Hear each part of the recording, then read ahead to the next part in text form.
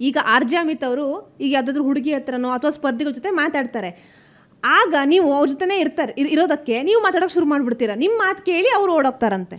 ಏನಿಲ್ಲ, ಅವ್ರು ಓಡೋಗ್ತಾರೆ ಅಂತಂದರೆ ಇಬ್ಬರೂ ಜಂಟಿಯಾಗಿರೋದ್ರಿಂದ ಅವರು ಮಾತಾಡ್ತಾಯಿದ್ರೆ ನಾನು ಓಡೋಗೋಕ್ಕಾಗಲ್ಲ, ಅವ್ರು ಮಾತಾಡ್ತಾಯಿದ್ರೆ ನಾನು ಓಡೋಕ್ಕಾಗಲ್ಲ, ಅಲ್ಲೇ ಇರಬೇಕಾಗುತ್ತೆ.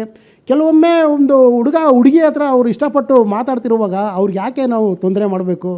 ಯಾಕಂದರೆ ಅವ್ರ ಮನಸ್ಸಲ್ಲೇನಿದೆ, ಇವ್ರ ಮನಸ್ಸಲ್ಲೇನಿದೆ ನನಗೆ ಗೊತ್ತಿಲ್ಲ. ನಾನು ಬಂದಿರೋದು ನನ್ನ ಕಲೆ ಪ್ರತಿಭೆ ತೋರಿಸ್ಕೊಂಡು ನನ್ನ ಆಟ ಆಡೋಕ್ಕೆ ಬಂದಿರೋದು.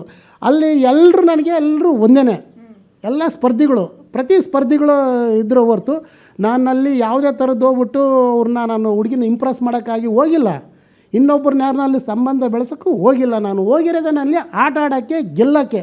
ಅದೇ ನನ್ನ ಮನಸ್ಸಲ್ಲಿ ಓಡ್ತಿತ್ತೋ ಹೊರ್ತು ಇನ್ನು ನಾನು ಒಂದು ಹುಡುಗಿ ಹತ್ರ ಮಾತಾಡ್ತೀನಿ ಅಂತ ಹೇಳ್ಬಿಟ್ಟು ನಾನು ಎನ್ಕರೇಜ್ ಮಾಡೋಕ್ಕೆ ಹೋಗಿಲ್ಲ. ನೀವು ಏನು ಮಾಡಿದರೆ ಬಿಗ್ ಬಾಸ್ ಮನೆಯಲ್ಲಿ ಇನ್ನೂ ಒಂದಷ್ಟು ವಾರಗಳ ಕಾಲ ಇರ್ತಾ ಇದ್ರಿ?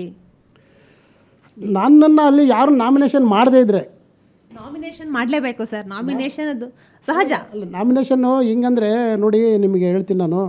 ಈಗ ಮದುವೆ ಆಗುತ್ತೆ, ಇವತ್ತು ಮದುವೆ ಆಗಿ ನಾಳೆ ನೀವು ಗಂಡನ ಮನೆಗೆ ಕಳಿಸ್ಬಿಟ್ಟು ರಾತ್ರಿ ಆದ ತಕ್ಷಣ ನೀವು ಗಂಡನ ಜೊತೆಗೆ ಸರಿಯಾಗಿ ಸಂಸಾರ ಮಾಡಿಲ್ಲ ಅಂತ ಹೇಳ್ಬಿಟ್ಟು ಹೊರಗಡೆಗೆ ಅತ್ತೆ ಮಾವ ಕಳಿಸ್ಬಿಟ್ರೆ ಅದು ಎಷ್ಟು ಮಟ್ಟಿಗೆ ಕರೆಕ್ಟು?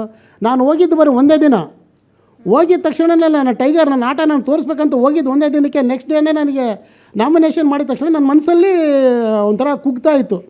ಎಲ್ಲ ಸ್ವಾರ್ಥಿಗಳು ಇವರು, ನಾವು ಎಷ್ಟು ಪ್ರೀತಿಯಿಂದ ಮಾತಾಡ್ಸೂ ಡೇ ಒನ್ಗೆ ನಮ್ಮನ್ನು ನಾಮಿನೇಷನ್ ಮಾಡಿಬಿಟ್ರು.